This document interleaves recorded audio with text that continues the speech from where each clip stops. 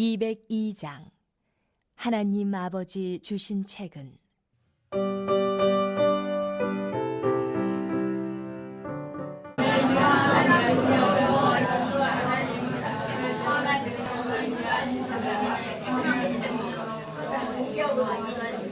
할렐루야. 여러분들은 가장 힘든 일이 무슨 일이라고 생각하십니까? 아마 각자 개인적으로 나름대로 나는 이게 힘들다 라는 아마 그런 생각들이 있을 것입니다. 거기에는 물질의 문제도 있고 건강의 문제도 있고 다 있겠지만은 이 시대에 조금 단순한 얘기지만은 데비 에커먼이라는 사람이 이런 얘기를 했어요. 이 시대의 가장 힘든 일은 기다림이다. 이렇게 이야기를 하고 있어요. 우리 지금 이 시대에 기다리는 것은 좀 격에 맞지 않죠? 여러분 얼마나 이 기차도 빨라지고 은행에 돈을 내는 속도도 빨라지고 얼마나 빠른 시대에 우리가 살고 있는지 모르겠습니다. 그래서 우리는 어떻게 덜 기다리면서 살 것인가 이런 고민도 좀 될 수도 있는 것 같아요. 자동 입출기 그리고 또 온라인으로 요즘은 자기 각자가 컴퓨터에서도 뱅킹을 할 수 있잖아요. 그런 부분뿐만 아니라 심지어는 자동차를 타고도 음식을 내리지도 않고 음식을 사는 그런 시대가 아니겠습니까? 그리고 또 차를 타고도 세차를 하는 시대. 그만큼 우리는 초스피드 시대에 살고 있다 이렇게 볼 수가 있겠습니다. 기다림이 일상에서 빠르게 어떻게 보면 사라지고 있죠.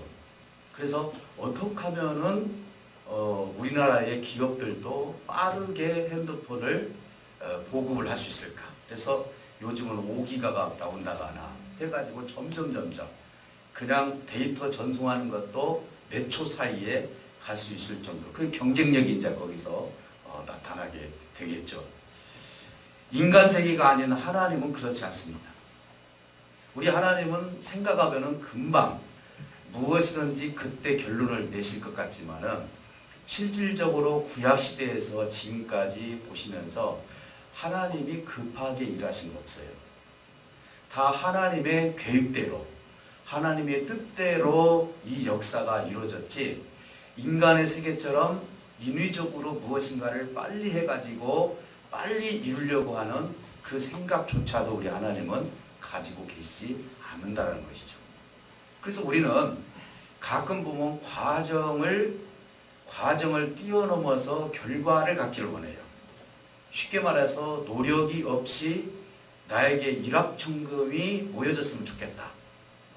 그래서 이런 과정이 없잖아요. 그래서 뭔가 과정이 없는 결실을 맺으려고 수많은 사람들은 그거에 대한 기대를 가지고 사는 경우들이 많이 있습니다. 공부를 하지 않는 학생이 공부한 만큼 결과가 나와야 되는데 하지 않은 것도 더 좋은 결과를 하지 않았지만 더 좋은 결과를 기대하는 것이 사람의 마음이 아닌가 이렇게 볼 수가 있습니다. 하나님은 인간에게 빠르게 필요를 채울 수도 있는 분이에요. 지금 당장 무엇을 못하겠습니까? 그래서 성경은 뭐라고 하죠? 너희 하나님이 손이 짧은 것도 아니고 능력이 없으신 하나님이 아니다. 이 일을 못하셔서 이 문제를 풀지 못해서 못하시는 하나님이 아니라고 소개를 하고 있습니다.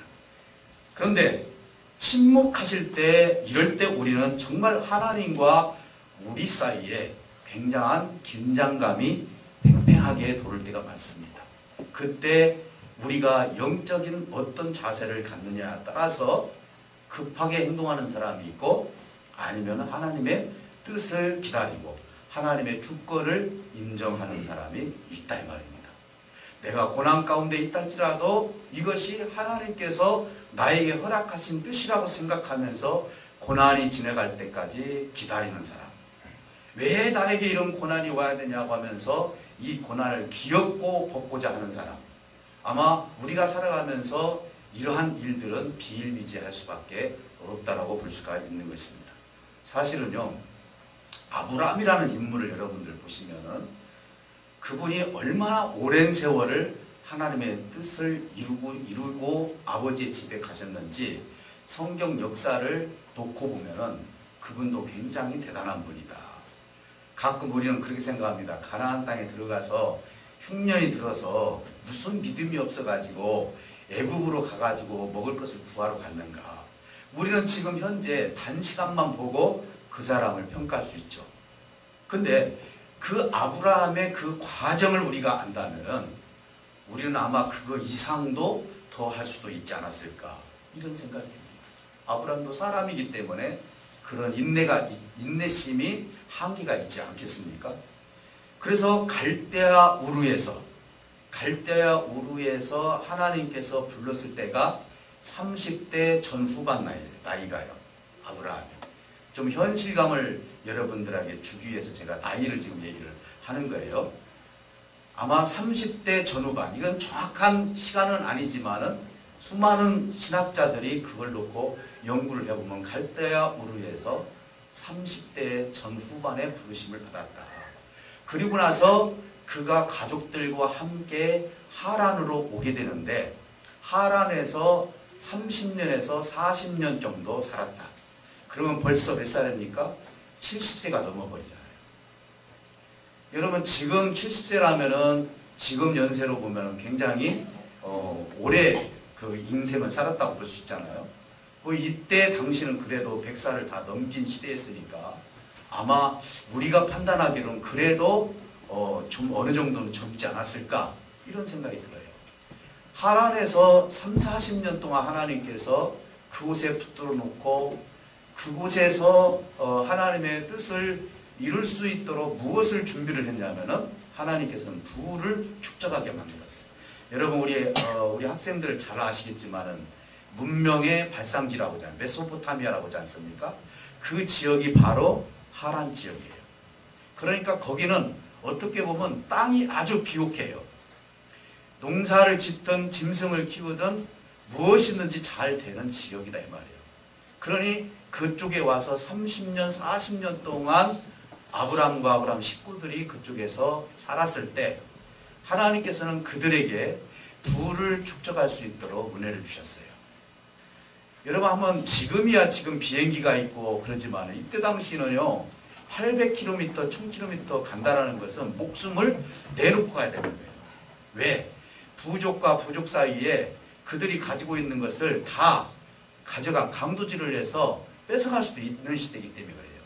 그러니까 하란에서 하나님이 지시할 가나안 땅까지 간다라는 것은 굉장히 위험한 일이고 물질적으로 뭔가 준비가 되지 않으면은 그 길을 가기가 굉장히 불안하다는 것이죠.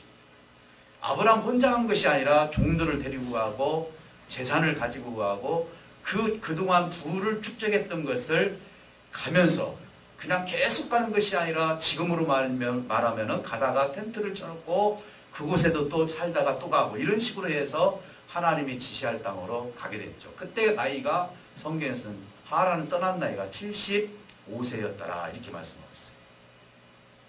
여러분 하나님께서 가나안 땅까지 순간에 이동을 시킬 수도 있어요.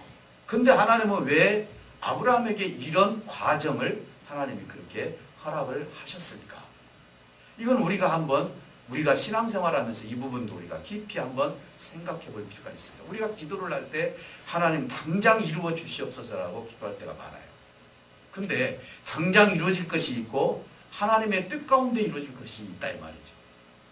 오늘 아버지의 그 뜻을 우리가 안다면은 우리의 기도의 패턴도 바꿔줄 줄 믿습니다. 그래서 하나님의 뜻이 무엇인지를 먼저 분별하는 능력이 있을 것입니다. 그런 이제는 창세기 12장에서도 말씀해 주셨지만은요, 너를 축복하는 자에게는 내가 그들에게 복을 주고 너를 저주하는 자에게는 내가 저주를 내릴 것이다 할 정도로 하나님은 아브라함에게 보장을 해주셨다는 것입니다. 그래서 그는 당장 하나님의 말씀을 듣고 믿고 그 길을 걷게 되었습니다. 그러면서 하나님은 약속하십니다. 너의 후손을 통해서 큰 민족을 이루게 할 것이다 라고 말씀을 합니다. 근데 갈대아 우르에서부터 하란에서 살 때까지 75세까지 자녀가 없었어요. 자녀가 없으니 아브라함에게는 굉장히 불안하죠. 이때 당시는 아들이 없으면 자기 기업을 물을 자가 없다 이 말이에요. 그래서 사실은 이 아브라함이 자기가 가나안 땅에 갔을 때 자기 조카 룻을 데리고 갔던 이유가 어떤 의미에서는 그런 가족적인 의미, 그리고 내가 불안하니까 어떤 면에서는 이 룻을 조금 의지를 하면서 내가 죽게 되면은 이 룻에게도 내가 이 기업을 물을 수도 있겠다라는 어떤 인간적인 생각도 있을 수도 있다고 봅니다. 그런데 86세 때 일이 터져 버렸습니다. 75세 때 나와가지고 하나님이 너에게 아들을 주겠다고 했는데 사레도 그러고 아브라함도 그러고 우리가 어떻게 자녀를 낳을 수가 있겠느냐. 우리 여성분들은 이게 경수가 끊기면 자녀를 생산할 수 없다는 걸 알지 않습니까? 사례는 너무너무나 잘 알았어요. 내가 이 나이를 먹고 자녀를 낳으려면 있을 수 없는 일이다. 이러기 전에 내 남편에게 이야기를 해서 차라리 몸종을 통해서 아들을 낳아야 되겠다 해서 당신의 몸종 하가를 자기 남편 아브라함에게 들여보내서 그것을 또 아브라함은 또 허락을 하게 됩니다. 그래서 낳은 자식이 이스마엘이에요. 이제는 어떻게 보면 아브라함은 너무너무 기뻤습니다. 야, 하나님 앞에 매달릴 필요도 없었어요. 하나님이 약속한다고 해놓고 하나님께서 안 주셨으니 이제는 내가 이 아들을 내 기업을 물을 자로 생각을 하면서 13년 동안 이 아들을 키우면서 얼마나 아버지로서 어머니로서 기쁘게 살았을까요? 여러분 지금 여러분들도 자녀 키워보셔서 알지만은요, 자녀들이 성장하는 이 모습 보면 부모들이 기쁨 아닙니까? 아브라함은 그나저나 75세까지 86세까지 자녀가 없다가 자기의 몸을 통해서 자녀를 딱 생산했을 때 이 기쁨이라는 것은 이루 말할 수가 없죠. 이스마엘에게 싹 빠져버린 거예요. 그런데 13년 뒤에, 그러니까 이스마엘이 13살이 먹고 그때가 아브라함 나이가 99세, 그리고 살의 나이가 88세, 10살 차이예요. 그런데 하나님께서 아브라함을 부른 거예요. 아브라함을 불러서 이야기를 하는 거예요. 지금 이미 사례는 사실은 인간적으로 봤을 때 자녀를 생산할 수 있는 나이가 아니에요. 근데 하나님은 두 가지를 오늘 말씀에서 이야기를 합니다. 첫째, 무슨 얘기를 하시는 거니? 이제부터는 네 이름이 아브람, 그러니까 아버지예요. 그냥 아버지인데 앞으로 너의 이름이 아브라함이 될 것이다. 이 말은 뭔 말이냐면은 여러 나라의 아버지가 될 것이다. 옛날 개혁성경에는 열국의 아비가 될 것이다. 이렇게 얘기를 하고 있어요. 사레도 마찬가지요. 어머니잖아요. 사레가요. 너 역시도 사레가 아니라 사라로 명칭을 바꿀 것이다. 그래서 이제는 어머니가 아니라 여러 나라의 어머니, 열국의 어머니로서 내가 약속을 너희들에게 지키겠다. 라고 하면서 99세 때 하나님께서 아브라함을 만나가지고 이 약속을 하시는 거예요. 그러면서 하시는 말씀이, 자, 지금부터 너와 나 사이에 언약을 맺은 것을 내가 분명한 표징을 내야 되겠는데 그 표징은 바로 할례를 받는 것이다. 이렇게 얘기를 하는 거예요. 여러분, 할례가 무슨 뜻인지 아시죠? 아마 우리 남자들은 대부분 보면은 그 이야기를 하면 알 거예요. 이 표피를 자른다는 것이 보통 힘든 것이 아니거든요. 여러분, 그 하나님께서 그 표피를 자르라고 했던 이유가 뭘까? 이것도 우리가 알아야 돼요. 지금이야 이 시대가 발전이 돼서 우리가 이 할례를 그 표피를 자를 때 마취제를 넣기 때문에 아픔이 덜해요. 근데 한번 상상해 보세요. 구약 시대 때 이 아브라함의 식구들이 무슨 마취제가 있었겠어요? 무슨 그 라이프가 날카롭게 돼 있겠어요? 이걸 가지고 표피를 자를 때 그 고통이라는 것은 이루 말할 수가 없는 거예요. 근데 하나님은 그것을 하라는 것입니다. 여러분 생각할 때 무엇하러 하나님께서 이 할례를 받게 하셨는가? 그리고 할례를 받지 않은 자는 내 백성이 아니라고 하나님이 말씀을 하시는 것인가? 그리고 심지어는 네가 산 사람이든지 네 가정에 있는 종이든지 누구든지 남자들은 다 할례를 받아야 된다고 말씀하고 있습니다. 하나님께서 너는 내 백성이라는 표시죠. 만약에 하나님께서 귀를 하나 자르라겠다 하면 얼마나 이게 불품상하겠습니까? 참 우리 하나님 너무나 멋지지 않습니까? 보이지도 않는 것을 자르라고 해가지고 하나님의 백성임을 딱 표시를 하는데, 참 우리 하나님은요 인격적인 하나님이에요. 그런데 이 할례를 사도 바울 선생님이 어떻게 해석했는지를 여러분들이 잘 알아야 돼요. 우리가 생각할 때는 이것이 표징이다. 그리고 신약시대 때 할례파 크리스찬들이 뭐라고 합니까? 할례를 받아야만이 구원을 받을 수 있다, 이렇게 이야기를 해요. 근데 사도 바울 선생님은 그렇게 이야기하지 않습니다. 무슨 얘기냐? 여러분, 이 할례를 받을 때는 고통이 심합니다. 이것은 어떤 의미를 가지고 있냐면은 죄를 잘라낸다. 죄를 잘라낸다는 뜻이에요. 그러면은 우리를 위해서 죄를 잘라내신 분이 누굽니까? 예수님이시잖아요. 우리는 겨우 그 할례를 통해서 남자들이 그 할례를 받을 때 잠깐의 고통이었지만 우리 예수님 6시간 동안 모든 살이 찢기면서 물과 피를 다 흘리시면서 영적 할례, 우리를 살리기 위해서, 우리를 위해서 이 표피를 자르듯이 자기의 살을 다 잘라가면서 우리 인생들에게 무엇을 주셨습니까? 죄를 잘라내는 역할을 주셨다는 거죠. 내가 자르지 않는다 할지라도 예수 그리스도를 믿음으로 말미암아 오늘 영적 할례를 내가 받은 거예요. 사도 바울 선생님은 뭐라고 얘기합니까?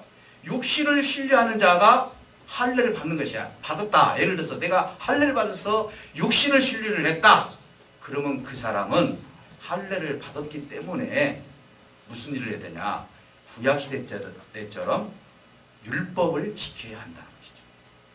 그런데 우리가 어떻게 율법을 지켜서 그렇게 할 수 있습니까? 사실은 아브라함이 할례를 받은 것은요, 이것은 선택의 여지가 없는 필수였어요. 왜? 예수 그리스도의 혈통을 이삭을 통해서 나타나게 해야 하기 때문에. 이스마엘은 너의 대를 이을 자가 아니라고 이야기를 합니다. 그러니까 할례를 받고 이 고통스러운 가운데서 네가 낳은 이 이삭이 결국은 앞으로 이 땅에 오실 예수 그리스도로 말미암아 십자가에서 너의 그 표피를 자를 때 고통이 있는 것처럼 십자가에서 고통을 받고 죄를 잘라낼 후손 예수 그리스도가 이 아들을 통해서 나올 것이라고 인위적 우리 주님께서 우의적으로 지금 말씀을 하고 있는 것입니다. 그래서 사도 바울 선생님은 뭐라고 합니까? 육신의 이 육체를 자르지 말고 너의 마음을 자르라고 합니다. 사랑하는 성도 여러분, 어떻게 보면은 오늘 이 시간 우리에게 주신 이 사도 바울 선생님이 주신 그 은혜의 그 말씀이 우리에게는 얼마나 감사한지 몰라요. 지금 우리가 할례를 받았다 안 받았다 육체적으로 그것 때문에 구원을 받고 못 받고 이 문제가 아니라는 것이죠. 여기서 얘기하는 것은 뭐냐면 죄를 잘라버리신 분이 누구냐 이 말이에요. 그것은 이삭의 후손이신 예수 그리스도가 이 땅에 오셔서 우리를 대신해서 죄를 잘라버렸으니 그분을 믿는 자만이 하나님의 구원에 이룰 수 있다라고 말씀하고 있는 것입니다. 사랑하는 성도 여러분, 바울 선생님은요, 어떻게 보면 육체를 신뢰하지 말고 주 예수 그리스도를 신뢰하라고 말씀하고 있습니다. 골로새서 2장 11절에 보면 뭐라 하겠냐면 예수를 믿는 자는 죄성을 다 잘라버렸기 때문에 이 자가 바로 할례를 받은 자다, 이렇게 영적 할례를 받은 것이죠. 로마서 2장 25절에 보니까 율법을 행하면은 할례가 필요가 없다.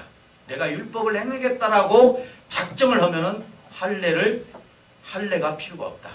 쉽게 말해서 율법을 통해서 내가 이제는 하나님의 뜻을 이루겠다고 하는 사람은 완벽할 수 없다는 뜻이겠죠. 그래서 이런 자는 율법을 범하게 되면은 무할례자가 될 것이다라고 얘기했어요. 이 말은 뭔 말이냐? 저와 여러분들은 율법을 범하는 자들이에요. 할례를 받아야 돼. 구약으로 들어간다. 근데 내 대신 할례를 받으신 분이 누구예요? 예수님이죠. 십자가에서 그 고통을 다 겪으신 거예요. 사랑하는 성도 여러분, 할례로 우리는 구원에 이를 수 있도록 우리 예수님은 우리에게 유익한 하나님의 은혜를 우리에게 허락해 주셨습니다. 사랑하는 성도 여러분, 나를 위해서 죽어주신 분, 왜 죽어주셨느냐? 죄를 잘라내려고 죽으신 거예요. 아브라함에게 그렇게 아들이 없어서 경수가 끊겨있는 상태에서도 하나님께서 이삭이라는 아들을 주었어요. 이삭이라는 뜻이 뭐죠? 웃음이잖아요. 여러분, 이름을 잘 뜻을 기억해야 돼요. 예수님의 뜻은 구원이잖아요. 우리에게 이삭이라는 이름을 주었다는 것은 영원한 뭘 준다고요? 웃음을 주겠다는 거예요. 믿습니까? 영원한 웃음을 누구를 통해서 성취됐어요? 예수 그리스도를 통해서 우리가 성취가 됐어요. 오늘 자판기에다 넣어서 무엇인가 즉각 나와야 하는 이 시대에 우리 하나님은 더디고 더디도록 우리 주님께서 주시는 은혜들이 얼마나 많은지 몰라요. 우리 하나님이 손이 짧아서 우리의 일들을 행하지 못하시는 분이 아니에요. 우리 교회가 할 일이 얼마나 많습니까? 하나님이 계신다면 왜 일을 해주지 않습니까? 라고 할 수도 있는 거예요. 그러나 우리 하나님께서 무슨 일을 하나 하시더라도요, 의미가 없는 일을 하시는 일이 하나도 없어요. 믿습니까? 의미 없는 건 하나도 없어요. 무엇을 하든지 간에 다 의미 있는 것을 하나님께서 시행을 하시죠. 기적도 마찬가지예요. 홍해를 가를 때 기적입니다. 의미 없는 기적이 아니라 이들이 애굽에서 가나안 땅으로 건너갈 수 있도록 의미 있는 기적을 베풀어요. 근데 우리는 뭡니까? 의미 없는 기적을 하나님한테 요구해요. 하나님, 이거 당첨되게 해주시라. 이것만 있으면 하나님 내가 무엇이든지 할 수 있겠다라고. 우리는 너무너무나 하나님의 뜻을 모르고 살 때가 많아요. 하나님이 왜 나한테 이러한 삶 속에서 이런 과정을 주었는지 이거에 대해서 내 자신이 해석을 제대로 하지 못하고 사는 사람들이 너무너무 많다는 것이죠. 때로는 우리 조상이 무엇을 잘못해서 내가 이런 고통을 받는가?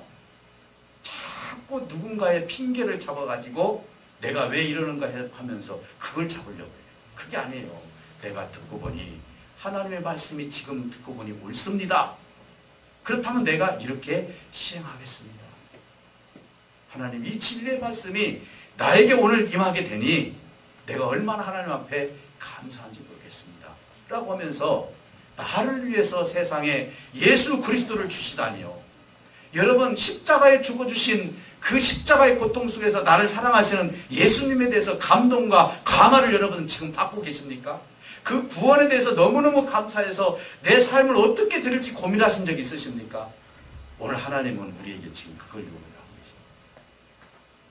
사랑하는 성도 여러분, 오늘 우리는요, 육체를, 빌립보서 3장 3절에 보니까 육체를 신뢰하지 않는 우리가 바로 할례를 받은 자라고 성경에서 우리에게 말씀하고 있습니다.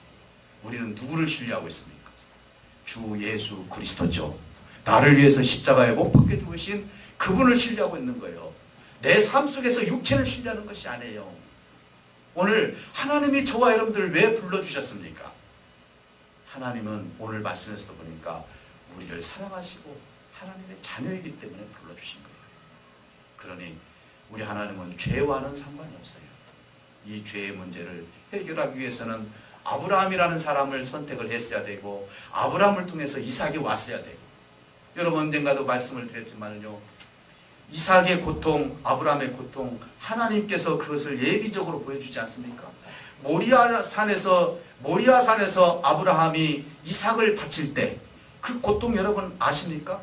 그러면서 하나님 살려주시지 않습니까? 하나님은 아브라함이 분명히 그곳에 가서 자기의 아들을 죽일 줄 알았습니다. 네가 독자 이삭까지도 아끼지 않은 것을 내가 봤다. 이미 하나님은 보고 계셨어요. 아브라함이 그렇게 할 줄 알았어요. 근데 그 속에 무슨 뜻이 있습니까? 내가 앞으로 내 아들을 이렇게 할 것이라는 것을 지금 말씀하고 있는 거 아니겠습니까? 그러니 이삭이라는 인물은요, 예수님의 완전한 모형이에요.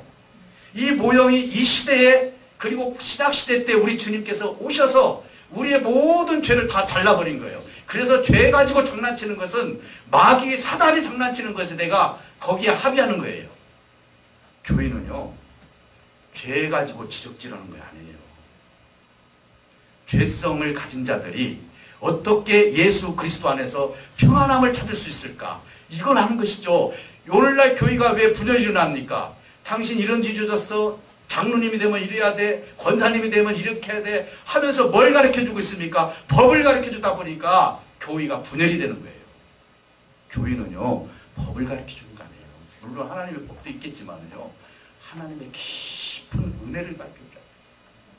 그분이 없이는 내가 살 수 없다는 것을 가르쳐줘야 돼요. 내가 숨기고 있는 이 죄도 하나님께서 나를 위해서 십자가를 못 박혀 죽어주신 그 주님이 나의 모든 것을 다 이겨주시고, 그리고 나를 다 용서하시고 주님의 길로 나를 이끌어 주신다는 것을 확신하고 갈 수 있도록 그 길을 열어주는 것이 어디예요? 교회예요. 교회가 자꾸 정죄하기 시작하면요, 교회 나오기 싫은 거예요. 목사님이 자꾸 이거 해라 저거 해라, 왜 당신 이렇게 살아 저렇게 살아, 자꾸 지적하면 해보세요. 와요. 힘들어요. 그게 아니에요. 누구든지 겉모양으로 나타난 사람이 있고요, 누구든지 속으로 다 죄를 짓잖아요. 우리 주님은 뭐라고 말씀하십니까? 그냥 네가 생각한 그 자체가 죄라고 했습니다. 네가 미워하는 그 자체가 너는 살인했다고 얘기할 정도로, 어떻게 보면 구약보다도 신약이 더 심해요. 내가 생각하고 있는 자체가 이루어졌대요. 왜? 살인은 미움에서 시작되니까. 근본 뿌리를 주님은 우리에게 지금 말씀하고요. 이런 인간적인 인성을 가지고 있고 본성을 가지고 있는 우리가 어떻게 하나님 앞에 율법 아래서 내가 설 수 있냐 이 말이에요. 율법 아래서 쓸 수 있다면 율법을 지켜야죠. 그런데 율법을 지킬 자가 어디가 있냐 이 말이죠. 그래서 율법 아래서 죽어주신 분이 누굽니까? 예수님. 내가 지킬 수 없는 그 율법 아래서 죽어주셨어요. 그리고 율법을 완성시켜 주신 거예요. 그리스도가 성령님이 내 안에 계신다면 오늘 저와 여러분들은 당당하게 주님의 나라를 향해서 걸어갈 수 있는 저와 여러분들이 될 줄 믿습니다. 하나님이 아브람만 부른 것이 아니에요. 오늘 저와 여러분들을 불러주셨어요. 참 어떻게 보면 내가 이런 생각 가지고 어떻게 하나님 나라를 갈 수 있을까 실망하고 난망할 수도 있어요. 절대로 그렇지 않습니다. 하나님은 그것을 따지자고 이곳에 나오라고 하지 않습니다. 내가 너를 안다. 둘째 아들이 왔을 때 너 돈 어디다 썼냐? 너 어디에서 무엇을 했느냐? 한 번이라도 물어본 적 있으십니까? 그게 아니에요. 네가 깨닫고 온 것 이 자체가 너는 내 아들이라는 것이죠. 하나님이 지금 요구하는 것은 바로 그거예요. 그러니 오늘 이 시간 이후에 그런 것들 때문에 여러분들 거기에 지배받지 마시고 하나님의 은혜의 지배를 받으시기를 주님으로 축복합니다. 하나님은 저와 여러분들을 불러주셨습니다. 오늘 기도하실 때 하나님 나를 불러주신 것 감사합니다. 하나님께서 주신 그 은혜가 내 속에 30배, 60배, 100배의 결실을 맺게 달라. 기도하실 때 하나님께서는 다정한 음성으로 여러분들을 안아주시고 잘했다 아들아 잘했다 딸아 하면서 우리를 이루해 주시고 이 인생의 길을 온전한 길로 하나님께서 인도해 주실 줄 믿습니다. 기도합니다.